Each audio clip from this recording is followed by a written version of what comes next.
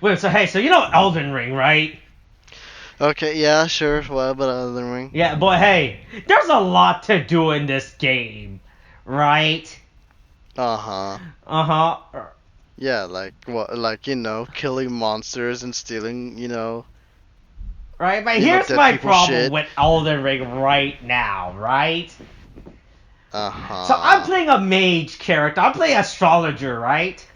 Uh-huh. And I swear early to game, God. this Okay, yeah. character is almost complete trash, right?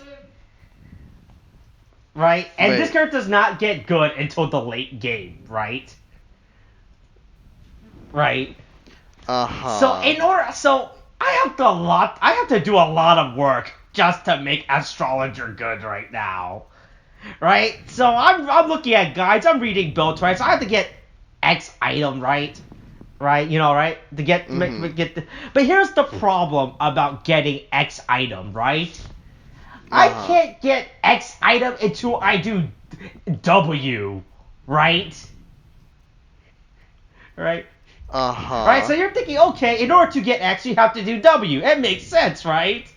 Right. But here, so I was like, yeah, I can do that. Then I find out, I can't do W yet. I have to do V first, Oh, right? okay. And so What now are I'm you thinking, all telling right, me? that makes sense. VWX, right, right. Right, so then, Uh-huh. all right, Uh-huh. then as I'm reading about, in order for me to do V, I have to make sure I do U first, right? Oh, okay. And then you have to keep going back and then back and Yeah, then yeah, back boy, and then hey, it is back. a real treat right now for astrologer for me, where I have to do. There is so much prerequisite stuff in order for me to make this character broken, right? Because you can make astrologer extremely broken in this game, right? Mm-hmm. Right, but boy, the amount of stuff I actually have to do is actually insane. Jesus. Right, because I have to get all these stupid magic based items to max out my dex, my Mm-hmm. intelligence, and all that shit. Oh, Yeah. by the way, dexterity for astrologer absolutely worthless. Absolutely worthless. I found out. Well, dexterity isn't much for like fucking It's not. It's more for physical characters, Yep, right? That use yep. the swing I swords and thought that if shit. I increase my dex, it just means that my character moves their hand faster to cast their spells, right? Oh No, nothing no, happens. There is literally no no. difference for having one dexterity for astrologer to having level 99 dexterity for astrologer. Yeah, yeah. Well, Yeah, yeah, because the way that made it sounds, the way the game it says, oh hey, you increase your dex, you move faster, your hand moves. I was like, oh, okay, that's pretty good.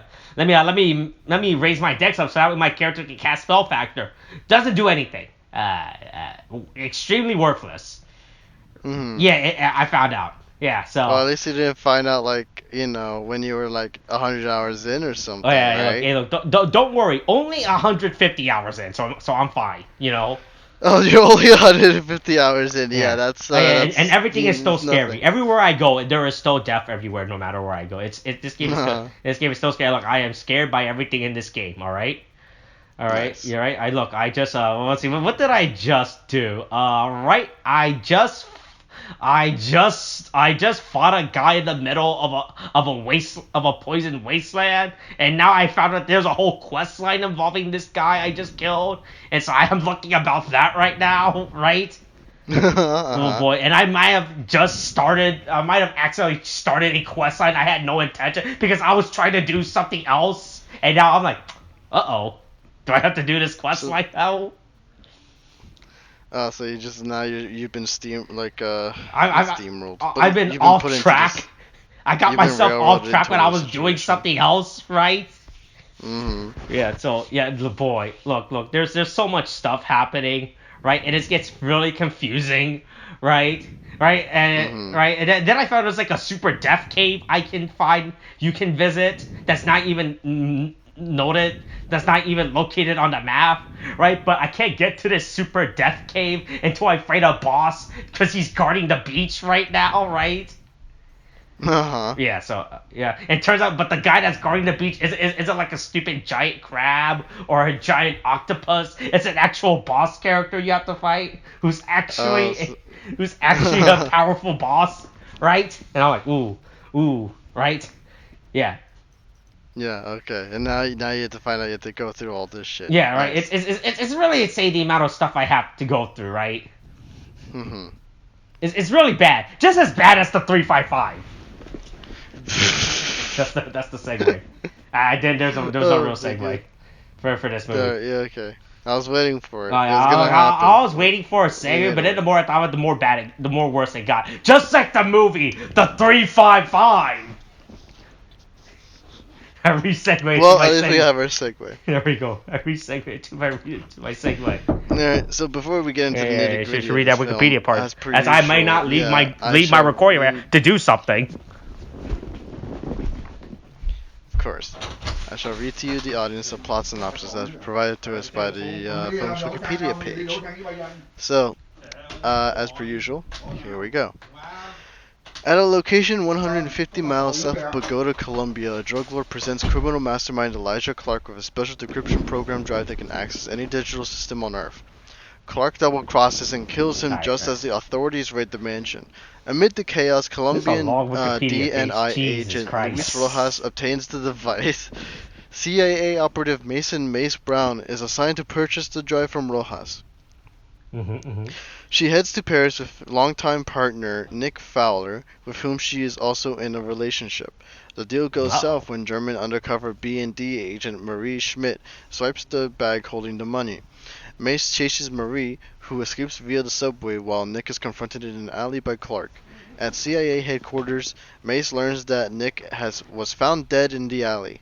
Her superior, Larry Marks, gives her his blessing to retrieve the drive by any means. Mace travels to London to recruit a longtime friend, retired British MI6 operative, and forgive me please, I'm gonna butcher it because I've forgotten the pronunciation off the top of my head. Khadija Adeyemi. Yes. I believe is how. Yeah, Khadija. Yeah, that's right. That's the first part's right. I'm not sure about the second part. Well, anyway. Sorry if I butcher it. Rojas arranges to hand the drive over to Graciela Rivera, a DNI psychologist with no field experience. Marie is pushed to go after the drive by her boss, Jonas Muller, who brings up how Marie's father was a senior B&D agent whom she personally turned after discovering that he was a Russian mole. Mason Khadija track Luis and Graciela to a market only for the DNI agent overseeing the handoff to turn on them and kill Luis. Before dying, he gives Graciela a phone only she can open that tracks the drive. Both Mace and Marie chase the thief who escapes. Mary takes Graciela to a safe house with Mace and Khadija arriving. Khadija points out they all want the drive and are better off working together. The four track the thief to Morocco, apprehending him and taking out rival mercenaries before handing their drive over to Marks. While celebrating over drinks, news breaks of planes crashing and cities hit by massive power outages, indicating the drive is in terrorists' hands. They return to the safe house to find Marks dead. After escaping from CIA assault squad, the women realize they have been framed for Marks' death and the theft of the device. Under interrogation, the thief reveals that the recent incidents are all part of a demonstration for prospective buyers at an illegal black market auction in Shanghai. The group infiltrates the auction where Mace is shocked to discover that not only is Nick alive, but is secretly Clark's mole in the CIA. The group fails to prevent him from obtaining the device, but a mysterious Chinese woman helps them escape the auction. She identifies herself as Lin Mi Shang, and explains that the drive was used as bait to allow her agency to identify the criminals in attendance. She also tells Mace that Marks has been on Clark's payroll and that she took the device from Nick during their escape. Nick is beaten by Clark's men for bringing a decoy device. He then captures the group, revealing that Clark has Muller, Khadija's boyfriend, Ahmed, and Graciela's family as hostages. Nick executes Lynn's elderly father in front of the group, while Muller and Ahmed are executed on camera. Lynn agrees to travel with Clark and hand over the drive personally to spare Graciela's family. The other women overcome their grief to realize Lynn is transmitting her location through a camera and her glasses. Arming themselves, they rescue Lynn, shoot Nick, and destroy the drive before getting arrested. 2 months later, Nick, now promoted to a senior rank in the CIA for killing Clark, returns home to find Mason and the group waiting for him after escaping from custody. Nick passes out from a drug in his drink and is told he will pay for his crimes by spending the rest of his life in a foreign prison. The women go their separate ways but suspect they will somehow reunite to fight the corruption of their various agencies. And that's the end of the plot synopsis. Alright, so how did you feel about this movie, Austin? I did not like this movie. Oh, and why did you not like this movie? All right. Hey, this goes back to my problem with Charlie's Angels, right? The reboot, Charlie's Angels, right? Mm-hmm. To the point where all these characters once again do the exact same thing. Where they do the exact same thing. Right. Right? Because remember in Charlie's Angels, how we established in Charlie's Angels, how you have like a team. Here's my problem with any team series, right? If you're gonna get a team series, right? Get like, hey, look, we gotta get the team. We gotta get the team back together, right? Right? Mm-hmm. Hey, have those characters focus on their one job, right? And don't have them overlap with other characters of the job, right? Yeah. Right, because we get the tech girl, Khadija, right? Right, who's clearly the tech character, but then she's just as good as every other character, right? In the show. You mean like in terms of like shooting and everything? Yeah, right. All that stuff. I Like, just say she's a government agent and everything, so yeah, she's probably have to be trained into it, right? But I was like, huh. It's like, hey, you really didn't need the other characters, right? To get this other character, you just got her, right? Well, I'm trying to remember because we had the CIA agent who's just the leader, I guess, right? We have the therapist who is a therapist. Yeah, I liked her. So great. No, her character's good. She's just kind of caught in the middle of it. She's not really in this. She's quote unquote not in this movie. She's forced to be in this movie, right? Yeah, she's just dragged along. She's dragged along for the ride and forced to survive it and that kind of thing. You got like the Chinese agent, right? Mm-hmm. Who's just here to appease China to say, oh boy, hey look, China saved the world, right? Yeah, she doesn't. I'm here to tell everyone what a great country China is. After I disappeared for 3 months for not paying taxes, and what I did was a terrible thing, and that you should always pay taxes to the Chinese government. Oh, okay. It's okay. That's a behind the scenes thing right there. That's a behind the scenes, huh? With that actress. Oh damn! Oh shit! Oh. Fuck. I was trying to figure out where I seen this actress before, and then I had to check, and then I remember who she was and what she did, and I was like, oh yeah, that's right. She was the one that disappeared for like wild. 6 months, for like 3 months in China, and then. That's actually fucking wild as shit. Holy fuck, dude. But yeah, I mean, like she's such a late addition to the movie that it doesn't really matter. I don't know. What do you mean? Like, I really don't care. She has the greatest role of any character in this movie. Please, China. Oh my god. That is look. There is no better role an actor, an actress can say on screen than to say thank you, China, for saving us. Right? Like if I was an actor in Hollywood, that is the role I would aspire to get in any scene. Right? Yeah. Saying how much I love China and how I'm grateful for China for everything. That's the exact role I would want. That is the role that every character should strive for, right? That is the goal. Yeah, that is whenever I audition for something, that is the mindset of my character in the scene, right? It's thinking, how can I make this about China, right? Oh my god. Right? How can China help me defeat these giant alien robots that are attacking the Earth? Right? Maybe I should go to a Chinese ATM in the middle of the Western United States. Jesus, Right? Yeah, exactly. Yeah, right? Because everyone knows that is the best place to find a Chinese ATM in the middle of the Western United States. Exactly, it's common knowledge. That's right. Everyone knows about it. But yeah, I mean, like, so she's just a late addition. Who gives a shit? You got the German agent who's just there. She's kind of like my second favorite, but the thing is, it's just like she doesn't really have. I might have accidentally hit refresh. Uh-oh. She doesn't really. Yes, She yes. doesn't really have I'm anything that hearing, really separates herself except for like her issues. Mm-hmm. Because like the thing is, because she has that whole thing where she has like issue, like she had to like turn her own father in, and then she has like the other guy who's sort of her father but also sort of not. Because they're also working together and that kind of thing, or whatever the fuck, Mm-hmm. right? So I mean, there's that where it makes her an interesting character, but it doesn't really make her an interesting team member. Because she basically is under the same Mm-hmm. umbrella as Jessica Chastain's character, the CA character, right?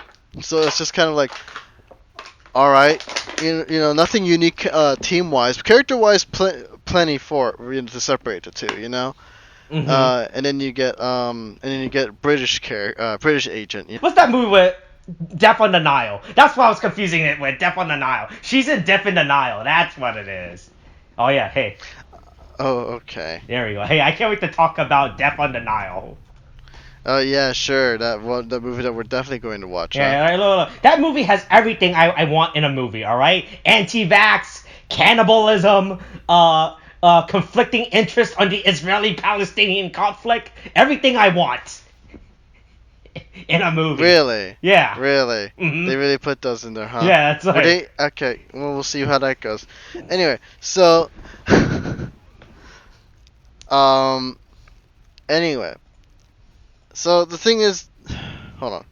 Mm-hmm. What were we talking about for this? Oh no, yeah. Actress or something. Oh yeah. So no, but just basically we're saying like what.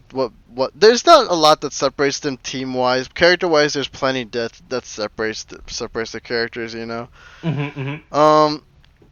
So I'm not gonna come in here and say like, okay, so it's not the greatest film. All right. I'll Mm-hmm. say that right there. I think the movie's just passable. Now, it's not to say it's the greatest thing I would recommend it. It's just kind of passable to me, because there are things that like there is good potential within this film, or at least they do some things that work. But it's just like everything else, just kind of just doesn't really help to bring that movie the movie up, Mm-hmm. because a lot of this film was basically a female spy ensemble, right? Right. And so for one thing, I do like how they all kind of come together or like organically, or at least it feels organically to me, because it's just like, oh, they're on different agencies working on this one case, and that's how they come in and start interacting with each other, forming their own team and stuff, Mm-hmm. because they have to focus on this one thing. So at least then on there it works, and it's not just like they're like this whole Suicide Squad-esque type of thing. Right. Don't get me wrong, movies like Suicide Squad, or at least the Suicide Squad, they can work fine and they can be great. But the thing is, it's just like they usually have to force the issue, or at least it always feels like they always have to force the other people to join together as a team, right? Mm-hmm. But then in here, it's kind of like, it's big international like spies that of course spies would be involved, that kind of thing, and then people would like fight over the same thing for a little bit, that kind of thing. Mm-hmm. And Mm-hmm. so it's just like it feels a lot more natural than most anything else I've ever seen. They like the characters are fine because they do kind of explore like the whole female spy thing, but they also explore the human situation side of it. Mm-hmm. Like for Jessica Chastain, it's just like it's her the loss and betrayal of her partner, Right. and the people that she trusted, spy stuff. You get the German agent who's just basically kind of like daddy issues, and then also Right. but like so it makes her Her character was really just there, right? her character like I didn't what her character was supposed to provide to the group dynamic. And it's like oh that, no the fact that, hey, I'm here. I understand what you mean, because like their whole thing with them being like with like she's a hard ass, and she has an interesting story because of that, because of what she's been through, right? Mm-hmm. But otherwise, and we hear about it, like, oh, that's a pretty cool backstory. I can't wait to see how that plays out later on in something. It really doesn't play into anything into the story, really, because it's just at least it's kind of like that for most everybody except for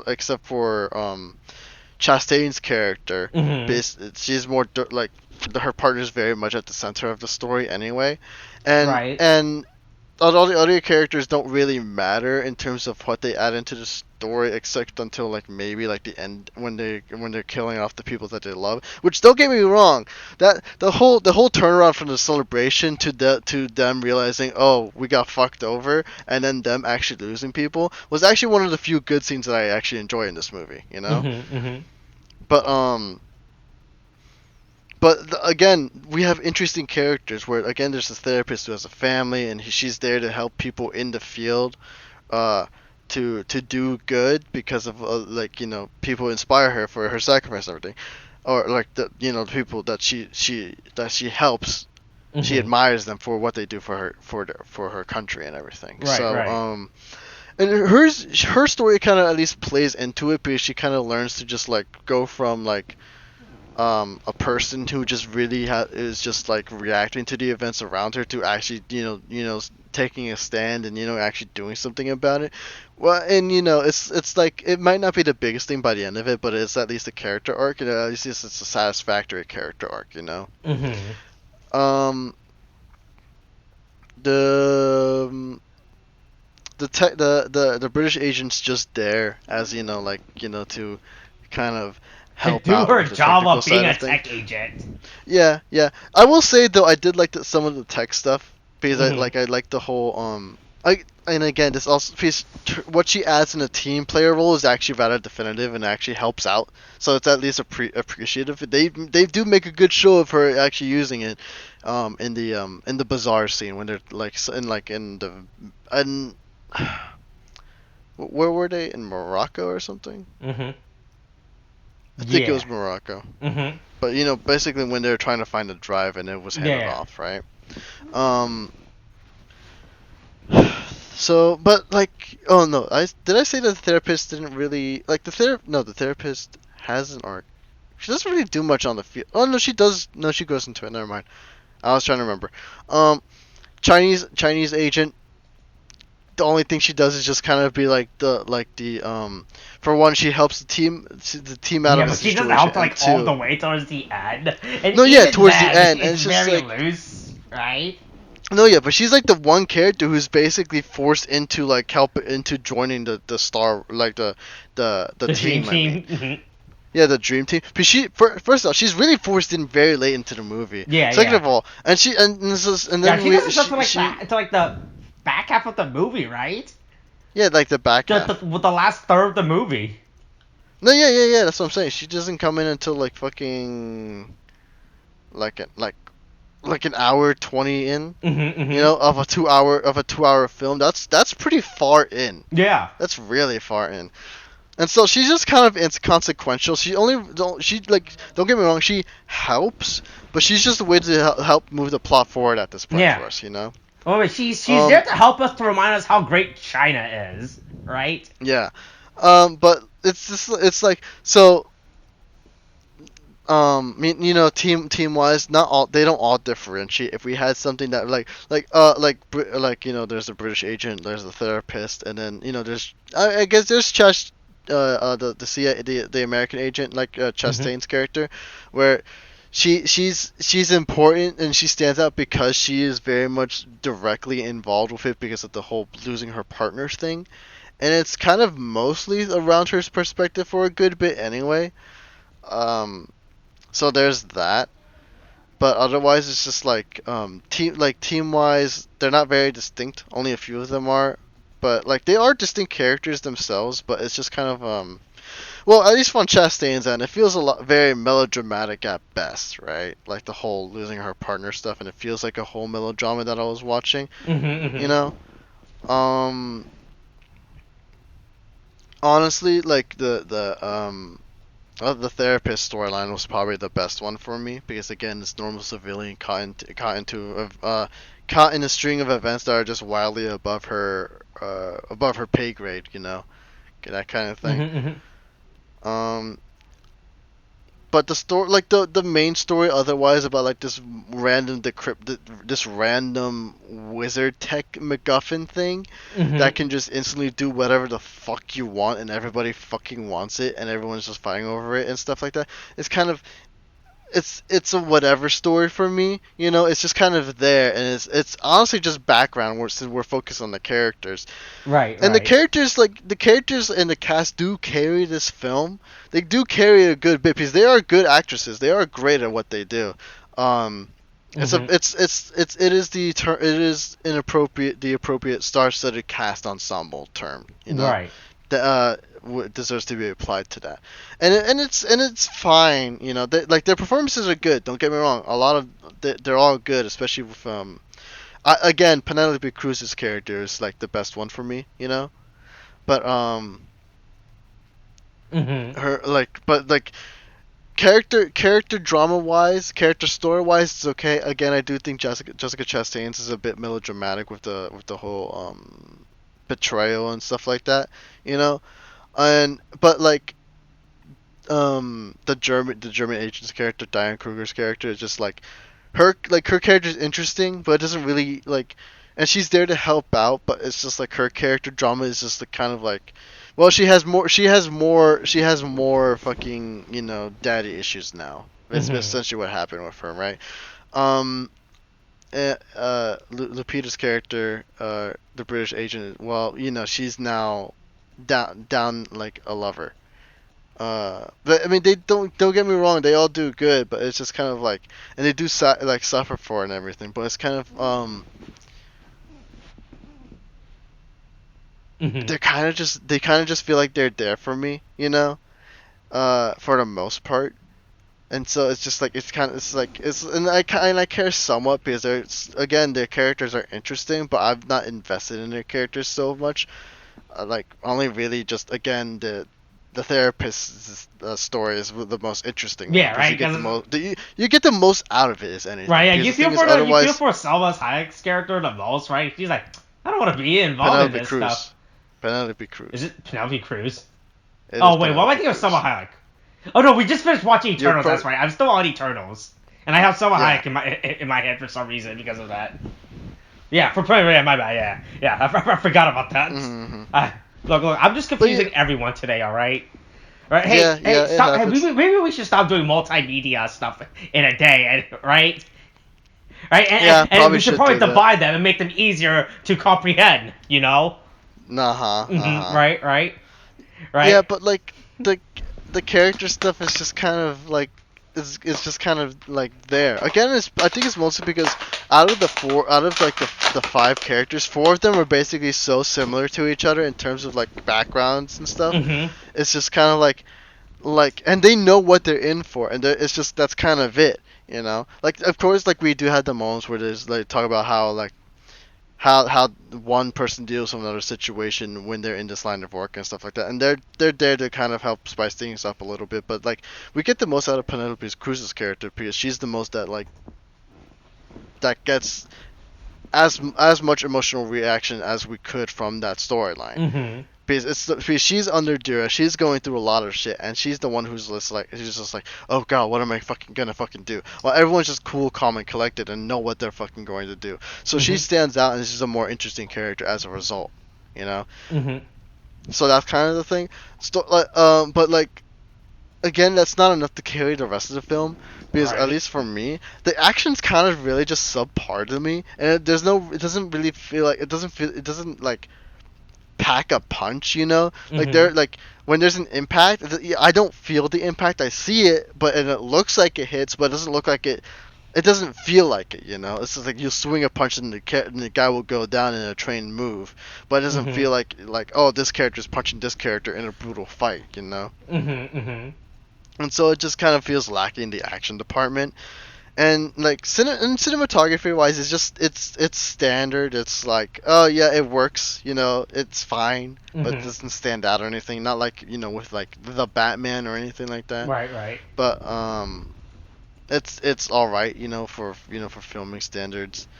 The music's whatever. I didn't really get the blood pumping during anything except for Mhm. maybe the final gunfight. If only, and it's only because the music really actually just goes fucking hard. I'm like, okay, there's something here. Mhm. Um, Otherwise, the only really enjoyable scene that I actually or at least one of them, that is the is when I believe they're in Morocco when they're chasing after people who are just handing off the fucking device, and then you get like to see like Lupita's character just like use cameras to like find off which person has the MacGuffin, and then you're like, oh, where like he's lost in his crown, where are they? And she's like, oh, you know what, with my tech I'm gonna call every fucking phone call in this alley, right?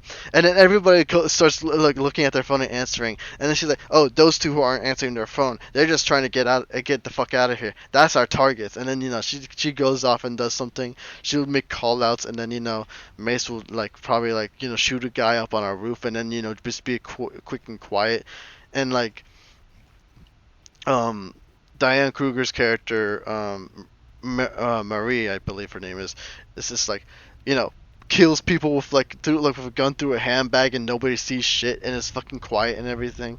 Like that stuff is kind of fun. You also get like that scene I enjoyed a good bit.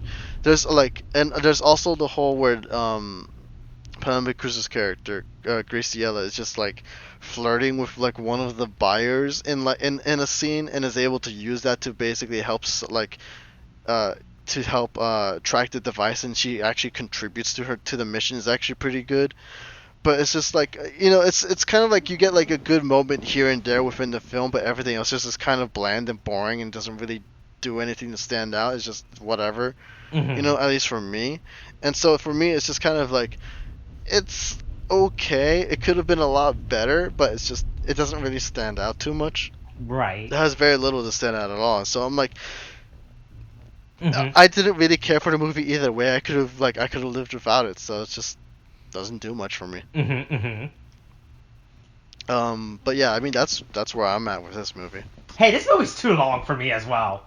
Did you notice how long this movie was?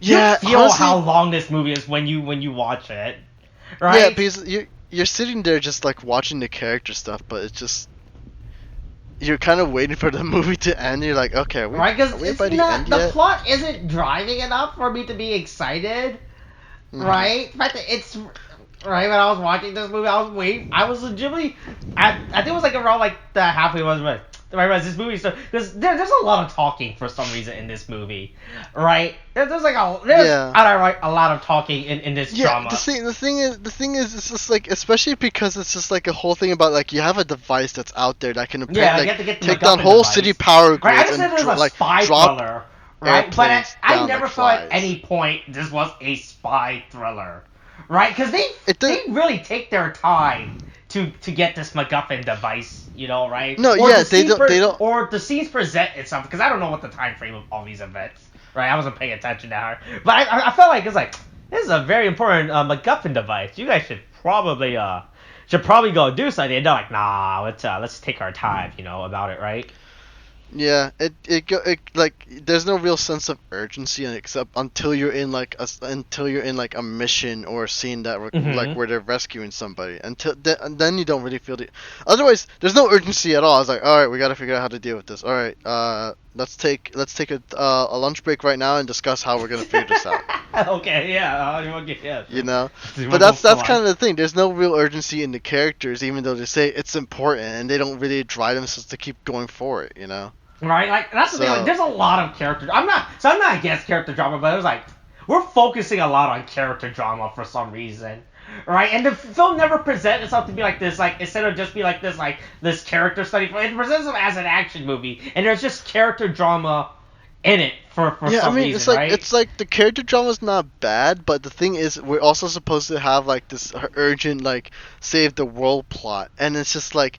We're kind of like, but like the character drama takes front view and center, and we focus on that for so long that we just kind of forget about that in the background, and so that makes it so that that's irrelevant and nobody really cares, and the character drama is just like, we have to sit there. It takes so long. It's just problems when there's like I said, there's a MacGuffin device going around that says, hey, it does probably do something about this, detract. Yeah, it does more to detract than anything. Right. And it's just kind of like, all right, yeah, I know. I'm like, I get it's important to you, and that's fine. Like the thing is, the the like they should have it should have been peppered with moments of like humanity through as they're doing the mission, and then they can take a breather once they started celebrating about the fact like, yeah, we did the mission until the whole betrayal thing. Mm-hmm. Because that would have been an appropriate time to slow down and really talk things through and everything. But it's just kind of like, for the most part.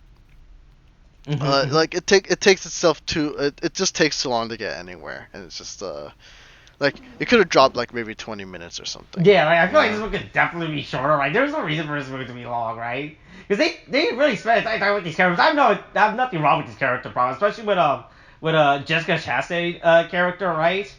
Right. Yeah. Mm-hmm. Right. Who's like, hey, look, I have to deal with this coping mechanism now, right? Yeah, I mean, like again, her character, like her acting is great, and she can carry it, but it's like it can only do so much, compared to the rest of the film. Mm-hmm. Yeah. Right. And I was like, this movie just felt like there were really scenes that are just dragged out, right? They do a lot of setup for that. I feel like they could have done way simpler, right? Especially one of the biggest items was the auction scene, like near the that's like at the halfway mark when they're bidding, trying to get the MacGuffin device, and there's all of a sudden the whole issue with Sebastian Shaw characters coming in and everything, and then meanwhile you have these characters at the auction, that this auction taking way longer than it needs to take, right? Nah. Yeah, I just don't understand the pacing of this movie. The pacing is really awkward. In fact, it paces itself. It does like, here's a cool fight scene that lasts like a minute, right? That's a few seconds. Yeah. Then now watch a bunch of characters talk about how we should stop the bad guys, instead of actively going after the bad guy, guys, right? Yeah. Mm-hmm. Yeah, it's very imbalanced the movie with how they want to like do this, but they want to do that, but they just focus too much on this, and so that gets too little time. So Mm-hmm. Right. it takes way too long. Mm-hmm. Honestly, it just stretches out. Yeah, Really like I felt like the movie ended after they got the thing until they decided to throw in this fucking last act of, hey, let's just kill your family members or whatever all of a sudden, right? Like I legitimately thought the movie was gonna end after they got the device and everything was fixed, until they have to have like a big climax scene for no reason. Right? Yeah, like the thing is, like again, that was one of the few scenes that I actually enjoyed, because that was actually kind of a ballsy move on their part, I will say, and it shows that there are consequences for the MacGuffin device that naturally everybody would be for, but it should have happened a good bit earlier, and within the film, so that it could have been like a halfway point, and then the rest of it could be just them trying to fix it and then get it back and stuff. Yeah. And in the like it really movie, felt like it was another movie by that point, right? Or it's like they're just really stretching it out and just really just putting filler in there, Right. I mean, again, like some of the things is necessary, at least for like finishing a character arc, but again, the movie's length doesn't really. It's more of a detriment to that scene itself than anything really that goes on afterwards. Yeah, it just feels really weird, right? Yeah. Is there anything else that you have to say? Hey, did I talk about how much I hated Penelope? So I didn't hate Penelope, but I felt like her role should have been. So there's technically three characters I just don't really like in this movie. Penelope Cruz's character, what's the German spy character? Mary Schmidt. Diane Kruger's character. Mary Schmidt. Yeah, right, and Fang Bang's character, who probably could have been cut from this movie, right? Yeah. Like those three, I could have just felt big, but I feel like they want to make it a right? So you're talking about how they want to make it a Sembo's cast, right? But I feel like at some point I was like, there's too many. It really felt like too many characters to the point where these characters don't do anything, right? Especially Diane Cruz's character was like, I feel like was like the most expendable character to be in this movie, right? No, but that's the thing. It's just like it's not even a lot of characters. It's that a lot of characters don't really do much, Like they talk and like don't get me wrong, the conversations like can be interesting, but it's just kind of like they talk with such they talk so casually. It's just like that's like. it's like there's not a world to be saving in the background, you know. Right. So, it doesn't really add much for me, or Right. if anything. Mhm. But I mean, yeah, they don't really add much to the movie. Is anything else though? No, I guess that is all I really had to say. I just wasn't a big fan of it, despite that how long it drags. Honestly, I probably would have been less word if it didn't drag, because this movie really like it does not feel like it should be a 2-hour movie, right? It's I literally thought this was just gonna be like a generic 90-minute movie, right? Also, I hate the credit scene. God, fuck this credit scene. Oh, the credits scene. Well, when they started glitching and everything. When they started that, yeah. I don't know. Like I get what the they idea, were trying but to boy, go hey, for, don't do that when streaming. When you're gonna release this movie as a digital stream, right? It's like, oh, did something go wrong with my? I legitimately thought there was something file? wrong with my video for with my streaming video for a second until I realized, oh no, this is just how the fucking video they decided to do the stream. Like, if you're gonna do this weird glitch, don't make it this obnoxious, right? Especially, it's really prevalent, right, in the transition before the final digital act and until you get the generic blank credit, right? Right? Uh-huh. Right? If you watch that scene when it goes from like a film by Simon Kingsberg, right, to like the generic cast, to the generic scrolling credit, right? It literally looks like the video was broken during that scene. I was so fucking out of it. I was like, who the fuck thought this was a good idea? It looks so bad. Like, it's cool in principle, but why is it so obnoxiously like this? Hey man, digital doomsday device, digital ending. Oh, okay, is that it? All right. So see you. There you go. All right, look, see you next time in the digital war. But don't worry. In the digital war, China will save us, so it's fine. Oh my god. Our hero, right? Can't wait for their 50-cent army to save us. That's right.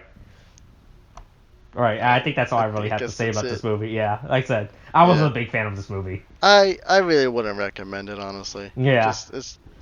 Yeah, it really. Hey, look. They're still making that female Expendables movie, right? They've been saying that for like 5 years now, right? That's gonna happen. Are they still saying that? Oh boy, did they still say that? The female